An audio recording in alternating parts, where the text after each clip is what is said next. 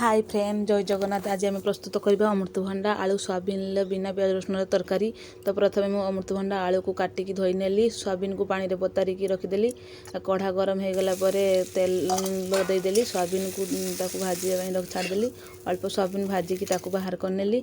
से सेम कढ़ारे तेल देदेली। आलू आ अमृतभंडा को धोईकी रखी हलदी लुण देके भाजी आनली। आपन चाहले सीझी पारे बट मुझे भाजिकी रखी। कार्तिक मास से बिना प्याज रसुण करुच्ची। थरे खाइकी देखंतु बहुत स्वादिया लगिवो।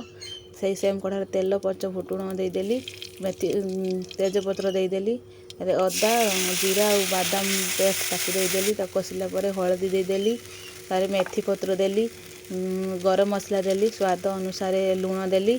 ताकू टिके कषि सारा अल्प टिके पानी फुटेकी देदेली। आपन चाहले लंका दे पारे, मुझे लंका देनी, छोट छुआ खाऊ आम घरे अच्छा से देनी।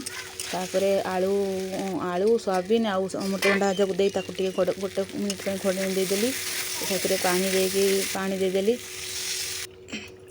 पानी फुटी आसला चीनी गरम मसला देदेली। तापरे ताकू काढ़ी आनी धनिया पत्र दी गार्निशिंग करदेली। प्रस्तुत हो गला।